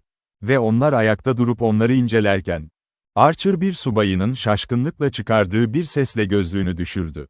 Ve orada, zayıf ve yorgun ama dik ve korkusuz, Tonio, duruyordu. Bir hayalet gibi aralarına girmiş gibiydi ve şimdi sabırla komutanın dikkatini bekliyordu. Yine de, sorulduğunda, Çünkü onun ana dilini bilmedikleri için soruya sadece, "Captain Çayikuito" derdi. Böylece onu doktorun odasına götürdüler ve Bentley Harris'in ne yaptığını görmek için parmak uçları sessizce içeri girdi. Uyanıktı. Acı ve ateş içindeydi ama akılları netti. "Tabii ki, Tonyo'yu görebiliyorum," dedi. "Onu görmem lazım." Bunun üzerine koridorda dışarıda ve kısa bir anda loş lamba ışığında, Tonyo, genç şefin yanına diz çöktü. Sıkı tutan beyaz eli bir anda başına koydu. Onlardan başka hiçbir kişiye, Tonyo böyle bir saygı göstermemişti. Ayağa kalktı, etrafına baktı. Parıldayan gözleri bir an sessizce sabitlendi. Bir an daha. Ve kasvetli bir şekilde Willett'in yakışıklı yüzünü incelediler. Sonra konuştu. Harris yarı duraklayarak açıkladı. Sonuncusu tarafından yavaş başladı. Hızla heyecana, sonra da ateşli hayata dönüştü. Tonyo, kadınların ve çocukların öldürüldüğü, dağ kabilelerinin hepsinin uyandığı keskin bir karşılaşmadan bahsediyordu. Ve ardından Kızılderililerin intikamının ne gerektireceğini ilan etmişti. Tutkulu bir şekilde, Tonyo, ilk duraklamada sevgili kapitanının yattığı karkonun yanına diz çöktü ve ona konuştu. "Çeviren oydu. Kimse," dedi, Tonyo, "gece ya da gündüz nöbet noktasının ötesine geçmemeli. Şimdi bile istasyonun çevresindeki kayalar ve ormanlar düşmanlarla doluydu. Onlarla savaşmaya ve kadınlarla, çocuklara bakmaya hazır olun. İntikam için niyetler. Saldırı demek istiyorlar. Asi Apaçiler," dedi. "Hepsi isyankar." Cerrahın evindeki toplantı ise kısa sürdü. Çünkü Bentley, hastası için endişeleniyordu. Hintli, "Konuştum," işaretini verdiği anda. Yani artık daha fazla anlatmayacağı anlaşıldığında, Bentley, Tonyo hariç herkesi dışarı çıkardı. Görüşme kısa olmasına kısaydı. Ama yaralı subayın nabzını yine de 20 vuruş birden yukarı çıkarmıştı. Bentley bunun ne anlama geldiğini çok iyi biliyordu. Yine de, öyle olmak zorundaydı. Tonyo uğursuz haberler getirmişti. Kamu güvenliği, bu uyarının derhal duyurulmasını talep ediyordu. Fakat ortalıkta bunu tercüme edecek kim vardı ki? Harris'ten başka. "Keşke şimdi, sadece Çaynuk olsaydı," dedi Willett. "Üstesinden gelebilirdim.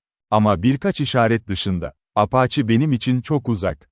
Doktor hastasına sakinleştirici verirken, hizmetçisi de, Tonyo'ya yiyecek yetiştiriyordu. O sırada Archer, kalan birkaç subayını ay ışığının altında topladı. Durumu tartışmaya başladılar. Tonyo'nun tarifine göre, Apache'lerin her yerde uyandırdığı bu kavga 3 gün önce çıkmıştı. Tam şafak vakti, Mogollon'un kayalık yerlerinde, belki de kuzeydoğuda, Stannard'ın keşif yaptığı yönde, 2 uyku mesafesinde gerçekleşmişti. Ama bu, Stannard'ın emri değildi. Tonyo, askerlerin Verde'den geldiğini söyledi. Keşiflerin ise Hualpai olduğunu belirtti. Ve işte o an, Archer durumu anladı. Arizona kabilelerinin en iyisi ve en kuzeydeki olan Hualpai'ler ile Tonto Apache arasında uzun süredir bir çekişme vardı. Tonyo'nun tanımından anlaşıldığı üzere, sonuncusunun bir rancheryası baskına uğramıştı. Halk dilinde, atlamıştı. Hem de tam şafak vakti. Hualpai'ler, bol sayıda kaçaklı ve fişyen ile coşarak sağa sola ateş etmişlerdi. Kaçakları darmadağın etmişlerdi. Yaralı ya da Skuev ve Papuzlarla ağır bastırılmış, geride kalan kim varsa hepsini öldürmüşlerdi. Askerler, sadece 100 metre kadar geride olmalarına rağmen, keşifçilere kıyasla yavaş tırmanıyorlardı. Az sayıdaki subay ve adam, bu berhabalı katliamı durdurmak için ellerinden geleni yapsa da, ölüler arasında birkaç kadın ve çocuk bulunmuştu bile. Haber, Sierra boyunca güneydoğuya doğru hızla yayılıyordu. Sonora ve Chihuahua'ya ulaşana kadar da durmayacaktı. Beyaz şef askerlerine öldürmelerini emretmişti. Bu yüzden, savaşırken ölebilirlerdi. "Eğer şimdi önce Stannard'a, sonra Turner'a odaklanırlarsa," dedi Archer. "Onları bir kanonda kıstırırlar, diyelim. Korkarım bir daha az arkadaşımızı görürüz. Ya da güçlerini bilseler," diye konuştu karakolda kalan tek kaptan. "Ve diyelim ki 500 savaşçıyı üzerimize yoğunlaştırsalar. Dünyanın geri kalanı bizi pek göremez." Archer, yarı öfkeyle döndü. "Kaptan Bonner, henüz Apache'lerin garnizon bir karakola saldırdığını duymadın. Garnizon bizimkinden daha küçüktü ve sanırım asla duymayacaksın. Çözmem gereken asıl soru, 2 saha kolonumuza nasıl uyarı göndereceğimdir." Sessizlik. Bir an için öneri sunacak kimse çıkmadı. Toplamda sadece 7 memur vardı. Bentley ise hala genç hastasıyla birlikte içerideydi. Endişeli gözler, bu küçük grubu izliyordu. Beyaz paltoları ay ışığında parlamaktaydı. Kışlada, yataklarından süzülen 20 asker, genişçe açılmış kapı ve pencerelerin önünde toplanmıştı. Hastanede ise 2 ya da 3 iyileşmekte olan hasta. Görevli ve hemşire ile birlikte, gölgeli meydandan olan biteni seyrediyordu. Komutanın odasında Bayan Archer, Bayan Stannard ve Lillian oturuyordu. Teselli bulmak için birbirlerine daha yakın oturmuşlardı. Ara sıra mırıldanıyorlardı. Ama gözleri, endişeli incelemelerinden nadiren ayrılıyordu. Bayan Stannard için bu, kesinlikle yeni bir deneyim değildi. Ama Bayan Archer ve kızı için. Orduda daha uzun yıllar geçirmiş olmalarına rağmen, bu durum heyecan verici derecede yeniydi. Hattın ve garnizonun içindeki o tam sessizlikte. Mesafe nedeniyle boğuk kalan ritmik ayak yürüyüşleri, gergin kulaklardan kaçamadı. Geçit töreninin ötesinde, kışlanın hemen arkasında, eğimli çelik üzerindeki ay ışığının parıltısıyla kendini ele veren, gölgeli küçük bir birlik belirdi. En yakın nöbet noktasına doğru, yürüyerek ilerliyorlardı. Nöbetçileri 2 katına çıkarıyorlar, dedi Bayan Stannard. Sonra, bayrak direğindeki o grup dağıldı.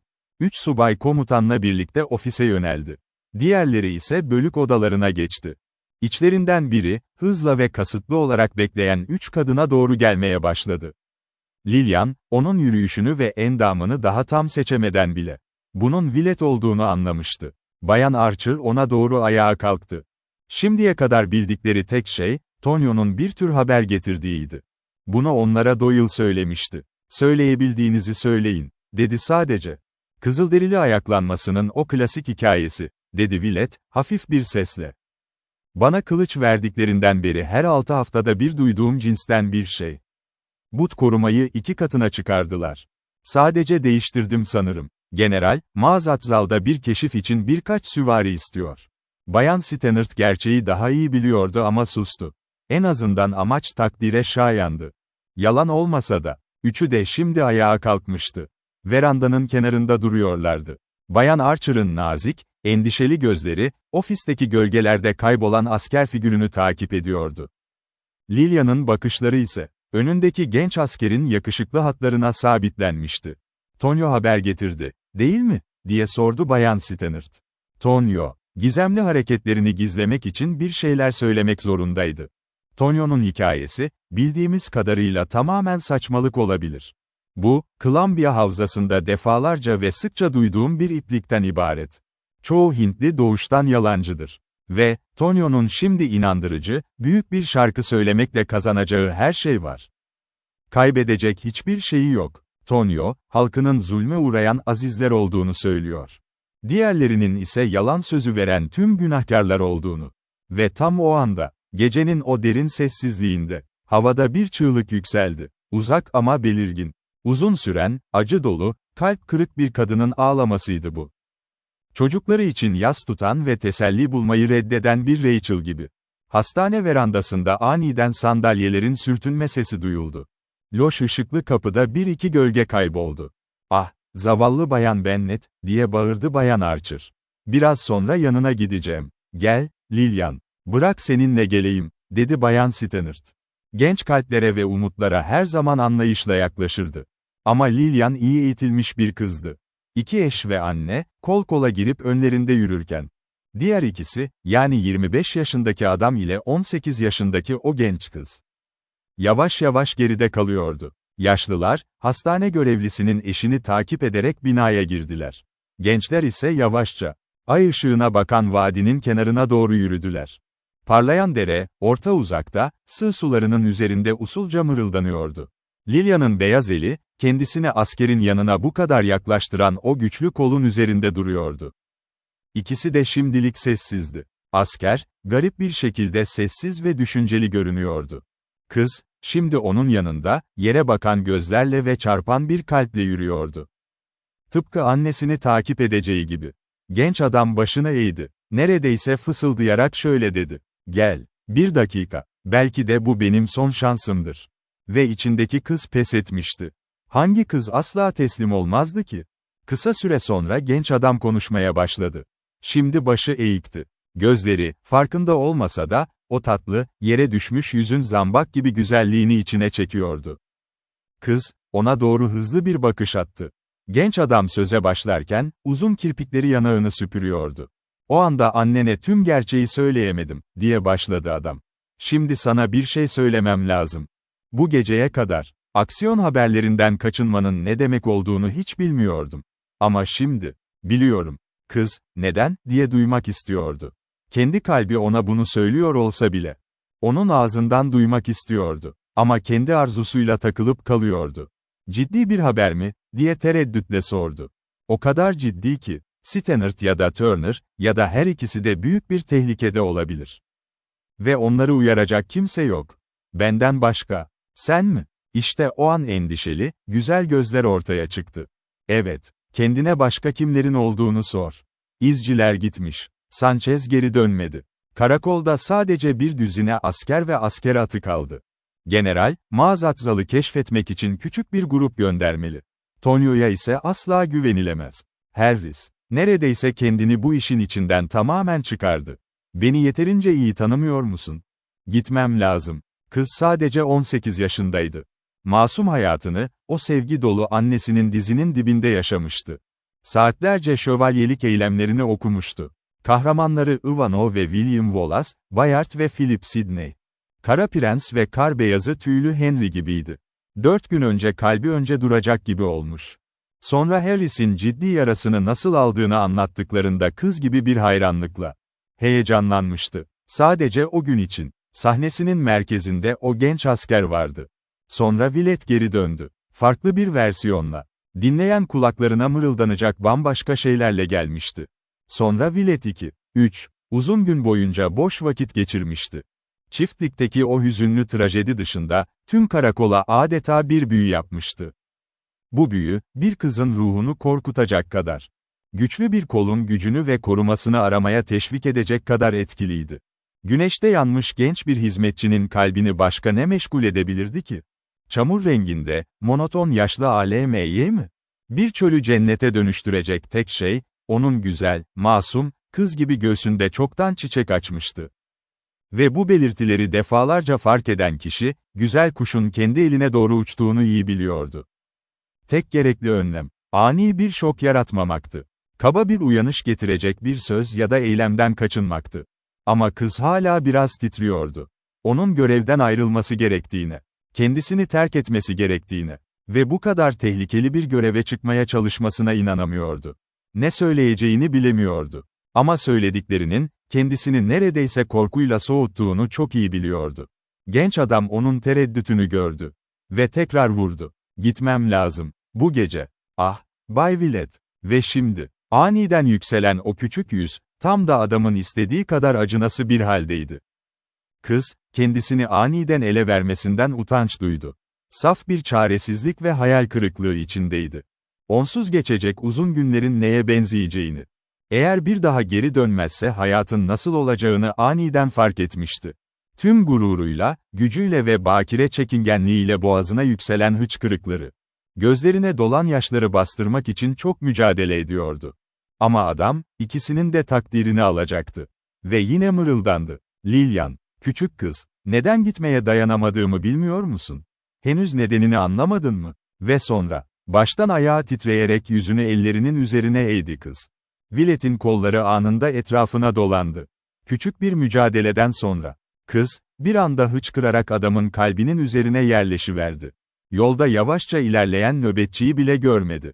Bir kız ya da kadın, hayatındaki o tek adam dışında dünyadaki her şeye kör olduğunda, aşkı işte böyle bunaltıcı oluyordu. Uyarı sözlerini fısıldayan oydu. Dudakları, kızın yumuşak ve dalgalı saçlarına öpücüklerini bastırıyordu. Gecenin bekçisini sakin bir şekilde selamlayan da oydu. Başka bir işaret görülüp görülmediğini sordu ve ekledi. Bu gece koşucular gelebilir, tıpkı Tonio gibi. Hemen ve samimi bir şekilde Bayan Archer'a cevap veren de oydu. Hastanenin köşesinden Lillian'ı çağırdı. Hemen diz çöktü. Sanki gevşemiş bir ayakkabı bağını bağlıyormuş gibi bir pozisyon aldı. Sonra, sessiz esirini geçit törenine doğru götürürken, nöbetçinin kırık İngilizcesinden gülerek bahsetti. Ren bölgesinin aksanını çok iyi taklit ediyordu. Henüz bundan haber yok, diye mırıldandı. Generalin kapısına varmadan ve o gazinin misafirperver bir şekilde kendilerini beklediğini görmeden. Hemen önce, çok ani ve tatlı bir sürpriz. Ne olursa olsun, seni tekrar görene kadar gitmeyeceğim. Ne, general, Sangari mi? Her şeyden önce bunu isterim. 2 atlı geçit törenini geçti. Eğerden atladı. Biri hızla gruba doğru adım attı. Elini, selam dolu şapkanın kenarına götürdü. Peki çavuş, zamanında geldiniz, diyordu general. Kaptan Turner için mektubunuz mu var? Ve Woodrow, Kaptan Stannard'ı mı takip edecek? Yine iyi. En çok geceyi izle. Apaçiler karanlıkta korkaktır ve izi kaçırmazsınız. Tanrı sizinle olsun, adamlarım. İlk raporumda adlarınız doğrudan General Crook'a gidecek. Bir an daha geçmişti ki, gitmişlerdi. Ve yerlerini 2 kişi daha almıştı. İkisi de, M.R.S. Stannard'ın, lose, kelimesini aceleyle yazmasını bekliyordu. Lillian ise kalbinde coşkunluk, şükran ve sevinç dolu bir dünyayla. Kendisini kontrol etmeye çalışıyordu. Annesinin gözünden kaçmaya uğraşıyordu. Bunu daha önce hiç yapmamıştı. Şimdi de yapmayacaktı. Ancak, o muhteşem, şövalye ruhlu, kahramanca ve kendine güvenen asker adam olmasaydı. Bunu başaramazdı. O adam, orada öylece, vakur ve zarifçe duruyordu. 1 dakika asker babasıyla görüşüyor. 1 dakika sonra ise Bayan Archer'a daha fazla küçük sohbet ve Sangari ikram etmesi için yardım ediyordu. Gece, hiçbir alarm olmadan geçmişti. Başka bir sinyal görülmemiş. Hiçbir koşucu da gelmemişti. Zavallı Bayan Bennet, aldığı yatıştırıcı ilacın etkisiyle derin bir uykuya dalmıştı. Hastane ziyaretinden geç dönen doktor, Harris'in hala uyanık olduğunu fark etti. Ancak neyse ki, ateşi yoktu. Tonio ise yıpranmış ve yorgundu. Navajo battaniyesinin üzerine uzanmış, kapısı olmayan yan meydanda adeta derin bir uykuya dalmıştı. General ve Willett, nöbetçilerin gece yarısı çağrısından sonra oturup sigara içtiler. Ara sıra bir toddy yudumluyor, nöbetçi Sanchez'in dönüşünü hala bekliyorlardı. Wickham, Apache durumuyla ilgili bazı teorileri aklında evirip çeviriyordu. Ki başta bu teorilere pek de dikkat etmemişti. Eğer Wickham haklıysa, Sanchez Prescott'a ulaşamayabilirdi. Ve eğer öyleyse, genel raporu değiştirmek zorunda kalmazdı. Ancak bu konunun Archer'ı biraz daha fazla rahatsız etmesi, Willett'i pek de memnun etmemişti. Ayrıca, sadece cerrah Bentley değil. Aynı zamanda genç yardımcı Strong da Harris'i son olayın kahramanı olarak görmeye kararlıydı. Posta çeyreği olarak görev yapan deneyimli süvari subayı Buckets ve Alm'de konuşlandırılan Archer'ın alayının 3 bölük subayının hepsi, Harris'i kesinlikle bu ışık altında değerlendiriyordu. Willett bu konuyu onlarla tartışmayacaktı. Harris ve olaydaki rolüne biraz vurgu yapsalar da. Willett'in politikası, küçümseyici bir şey söylememek üzerine kuruluydu. Geçici olarak görevde olan, komutan generalin temsilcisi olarak. Durumu sadece gözlemliyordu. Tüm askerleri dinlemek, her şeyi duyup hiçbir şey söylememek, onun asıl göreviydi. Ancak adjutant, Sanchez'in Teğmen Harris'e karşı olumsuz bir rapor taşıdığını biliyordu. Bunun üzerinde henüz hiçbir değişiklik hazırlanmamış ve yapılmamıştı. Üstelik bu rapor, Harris tehlikeli şekilde yaralandıktan sonra bile geçerliliğini koruyordu. Ki Harris, talihsiz bir kadını korkunç bir kaderden kurtarma çabasının sonucunda bu hale gelmişti. Adjutant, bu durumu tamamen kendine saklayamıyordu. Yardımcı, çok sevilen piyade yarbayı bir evet Tuğgeneral Archer'a bir imada bulunmuştu. Harris'i haklı çıkaran yeni bir rapor yazmaktan memnuniyet duyacağını belirtmişti. Çünkü diğer raporun onu yanlış yönlendirdiğini düşünüyordu. Ve Strong, ilk kez komutanını bu kadar huysuz ve aksi bulmuştu. Archer'ın kendisi de bunu bir görev olarak görüyordu. Ama başkalarının da böyle düşünmesine içten içe sinirleniyordu. Ayrıca Willett ile de görüşmüştü. Willett, bir sınıf arkadaşına ve yoldaşına hak ettiği onuru en son reddedecek kişi olduğunu söylemişti. General Archer'ın uygun gördüğü hiçbir şeyi yazmasına engel olmayacağını da eklemişti. Ancak orada bulunan ve Harris'in gidişiyle ilgili tüm koşulların farkında olan subay olarak, henüz departman komutanına sunması gereken kendi raporu vardı.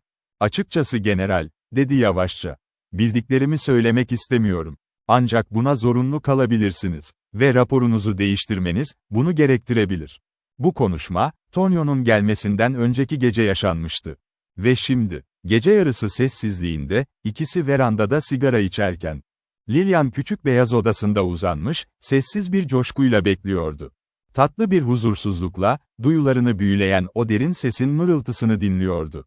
Bayan Archer, yani eşi ve annesi ise, doğru ve yorgun olanların o huzurlu uykusunu uyuyordu. Yaşlı general, kalbini ve ruhunu çok ağır basan o konuya tekrar döndü. "Aman Tanrım, Willett," dedi derin bir nefes alarak. "Burada gece yarısı oldu ve Sanchez hala yok. Yarın posta saatinde de gelmezse, Prescott'a bir grup ya da bir kurye göndermem gerekecek." "Posta genellikle pazar günü size ulaşıyor mu efendim?" diye sordu Willett. "Geldiğimden beri bir kez bile aksamadı. Verde'deki McDowell üzerinden gönderiyorlar. Eğer Sanchez burada değilse ve posta da gelmediyse, Tonio'nun haklı olduğunu anlarım. Sıkıştığımızı ve habercilerimizi öldürdüklerini, sessizlik ve karargahta benden haber bekliyorlar. Muhtemelen bu sessizliğime şaşırıyorlardır. Açıklanması gereken bir şey daha, diye mırıldandı general. "Bir tane daha mı?" dedi Willett, merakla. "Bir tane daha. Tabii ki Harris konusunu netleştirmem gerekiyor. Onu yanlış izlenimlerle gönderdiğimi söylemeliyim.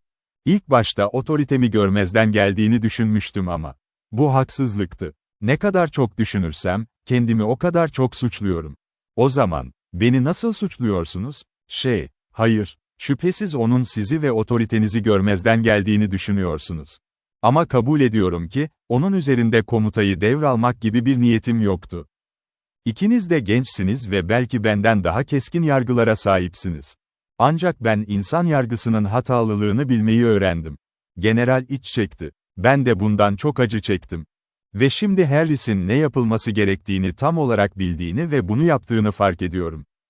O zavallı yaratığı, kendi hayatını riske atarak kurtardı. Ve o, bunun takdir edilmesini hak ediyor. Willett bir an sessiz kaldı. Konuşmaya pek de istekli görünmüyordu. Sonunda yavaşça, kelimeleri seçerek konuştu. "General Archer, başka bir adamın itibarını küçümsemek hiç de nazikçe bir davranış olmaz. Özellikle de bu durumda. Harris ve ben sınıf arkadaşıyız. Ve en azından, ben onun arkadaşıyım. İşte bu yüzden hala hiçbir şey söylememeyi tercih ediyorum." Kısa bir duraksama yaptı. "Kaptan Stannard ve arkadaşlarının bu saatte geri dönmesini umuyordum. Bir şey için Bennet çocuklarıyla, diğer taraf ise gerçeği bilsin diye." "Hangi gerçek?" diye sordu Archer, kaşlarını çatarak. "Gerçek olan şu ki efendim. Bana göre bu kurtarmanın asıl kredisi Stannard ve birliğine ait. İzcilerden aldıkları o azıcık yardımla bunu başardılar. Eğer Stannard olmasaydı, düşmanlar sadece Bayan Bennet ile değil, Harris ile de kaçmış olurlardı." Willett'in sesi soğuktu. Harris, kadını tek başına kurtarmak için kafası karışmış bir girişimde bulundu. Ve sadece kendi boynunu ilmeğe sokmayı başardı. "Sizin bilgeliğiniz ve Tanrı'nın merhameti. Stannard'ı tam zamanında oraya gönderdi. İşte tüm durum, özetle bundan ibaret." Bir an Archer sessiz kaldı.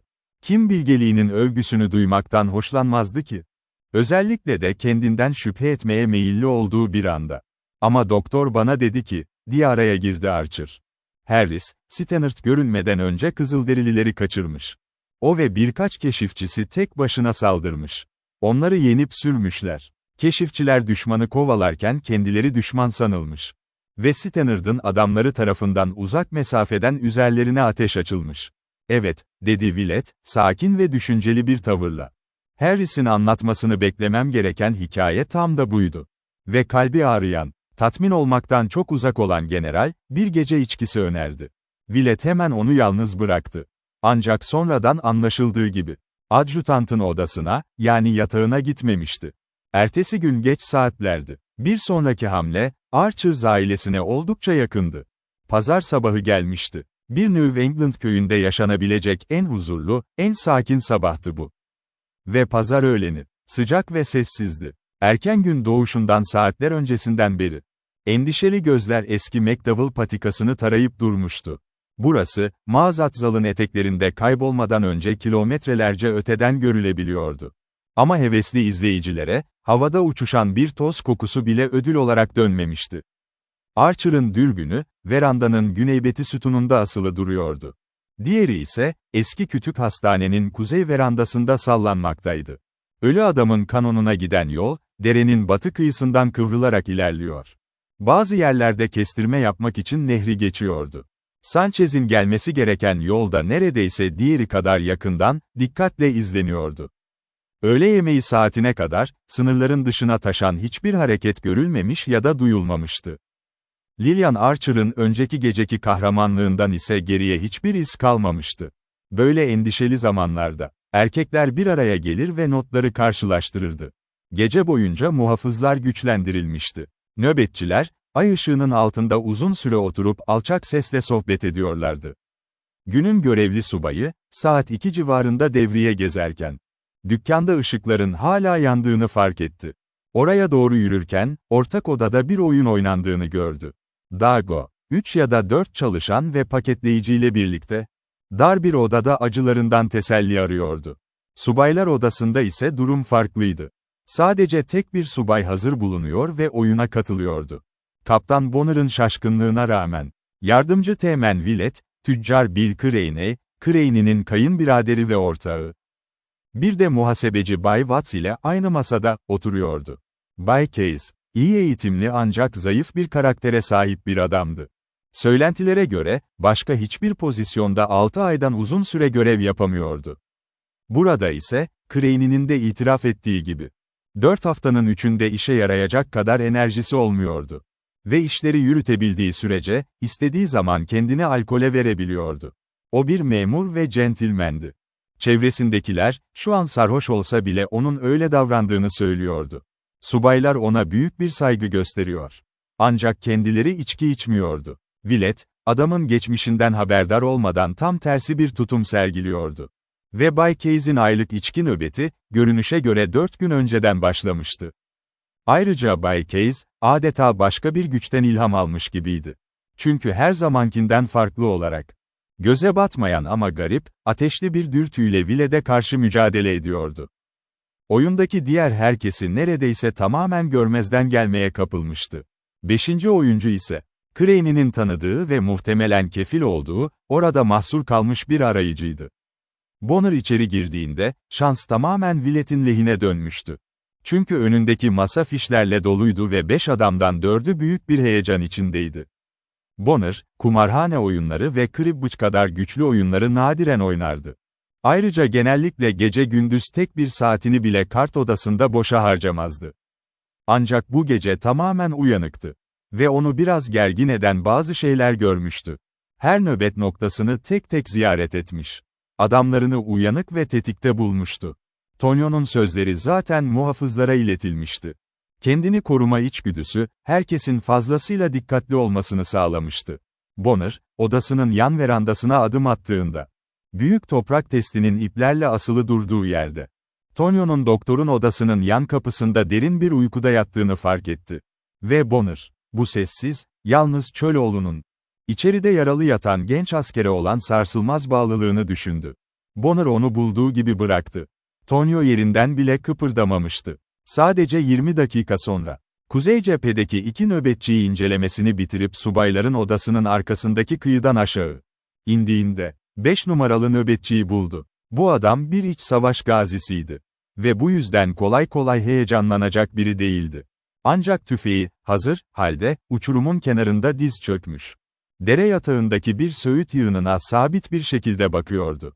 Yaklaşık 500 fit uzaktaki o noktayı o kadar dikkatle dinliyordu ki. Subay, onu korkutmak ya da görev başında sorgulayarak utandırmak yerine, öylece durdu. Parlak ay ışığı, çevredeki nesneleri neredeyse gündüz kadar aydınlatıyordu. Ve Bonner, doğudaki kumlu düzlükte alışılmadık ya da yabancı hiçbir şey göremiyordu. Sonunda, 5 numaranın dikkatini çekmek için kınını bir kayaya vurdu. Ve beklenen meydan okuma hemen geldi. "Ne oldu, 5 numara?" diye sordu Bonner, öne çıkıp kendini tanıttıktan sonra. Ancak aldığı cevap duruma pek de ışık tutmadı. "Keşke bilseydim efendim. Ama orada, ormanda, 5 dakika önce biri ağlıyordu. Kesinlikle biri vardı." "Ağlamak mı? Sen delisin, Kerrigan. İlk duyduğumda ben de kendime öyle söylemiştim efendim. Ama, şimdi tekrar dinleyin." 2 adam da kulaklarını kabartıp öylece durdu. Deneyimli bir nöbetçi ve deneyimli bir bölük komutanı. İkisi de yıllarca hizmet etmişti. Savaş günlerinde güneyde, o zamandan beri de batıda görev yapmışlardı. Hiçbiri kolayca alarma kapılacak adamlar değildi. Ve orada dururken, artık eminlerdi. Biri gerçekten ağlıyordu. Alçak, yürek burkan, yarı boğuk bir ses. Söğütlerin arasından, dere boyunca en az 200 yardalık bir mesafeden geliyordu. "Benimle gel," dedi kaptan hemen. Ve ikisi birlikte kumlu yamaçtan aşağı indiler. Altındaki düzlüklerin üzerinden geçip gölgelerin eşiğine, geçitlerin arasındaki alçak yamaca doğru ilerlediler. Ancak tek bir canlı varlık bile bulamadılar. "İlk ne dikkatini çekti?" diye sordu Bonner, sonunda birlikte yavaş yavaş geri dönerlerken. "Kaptanın testinin yanına bir içki içmeye çıktığını duydum efendim. Doktorun yerine bakıp nöbetçi kulübesine doğru ilerlediğini gördüm." Nöbetçi anlatmaya devam etti. "Burada olacağını biliyordum ve onunla 4 numaranın olduğu yerde buluşmayı düşünüyordum. O sırada 6 numaranın bana ıslık çaldığını duydum. Gittiğimde, 6 numara mağazadaki köpeklerin çok havladığını söyledi. Bana söğüt ağacında bir şey görüp duymadığımı sordu. O genç adam, Wickenburg'daki sahne soygunundan sonra listeye girmişti. Ve tam konuşurken beni yakalayıp, 'Dinle. Uçurumda Kızılderililer var. Şarkı söylediklerini duydum,' dedi. Ona korktuğunu söyledim. Ama kıyıdan geri döndüğümde, bu taraftan söğüt ağaçlarına doğru bir şeyin fırladığını görür gibi oldum. Hemen ardından o ağlama sesi geldi. Sonra da siz geldiniz efendim." Bonner doğrudan kendi odasına, doktorun yan verandasına döndü. Ve, Tonio gitmişti. Açık kapıdan içeri baktığında, hizmetçinin küçük masanın yanında, gece lambasının loş bir şekilde yandığı sandalyede başını salladığını gördü. Harris'in ateşler içinde yattığı yatağın hemen başındaydı. Sonra kaptan, dikdörtgen alanın güneydoğu köşesine yakın olan 6 numaralı nöbetçi noktasına doğru yola çıktı. Orada onbaşı ile yardımcı subay, Wickenburg'da listelenen o genç adamla, birlikte yürüyerek uzaklaşıyordu. Yerinize yeni bir nöbetçi, başka bir eski asker geçmişti. Yapacak tek bir şey kalmıştı. Ona son derece dikkatli olmasını, gördüğü ya da duyduğu garip şeyleri hemen bildirmesini ve özellikle de, Tonio'yu gözetlemesini söylemek. Sonra devriye görevine devam etti. Tüccarın evindeki ışıkları görünce adımlarını hızlandırdı ve birkaç dakika orada durdu. Ville'de duyulanları anlatmalı mıydı? Yoksa sadece maçı izlemek mi istiyordu? Ancak Villet oyuna tamamen dalmıştı. Gözleri büyümüş, yanakları kızarmıştı. Ama tavrı neredeyse etkileyici bir şekilde soğuk ve kayıtsızdı. Bonner ise, orada olağanüstü bir şey olmadan 5 dakika bile duramamıştı. Villet, inanılmaz bir şansla oynuyordu. Beraberlikten hemen önce masadaki büyük bahisleri topladı. Case, elindeki dengesiz ve eşit yığınını öne doğru itti. Madenci ve Craney başlarını sallayarak oyundan çekildiler. Villet kartları dağıtırken, artık masada sadece 3 kişi oynuyordu ve kendi adına, sabit durdu. Bu durum kayınbirader için ve özellikle de muhasebeci için çok fazlaydı. Muhasebeci çoğunlukla Villet'e karşı oynuyordu ve görünüşe göre oldukça aptalca bir şekilde. Şimdi elindeki en küçük yığınını bile bahis olarak ortaya koydu. Çünkü Villet, hiç tereddüt etmeden ona tam $75 topladı.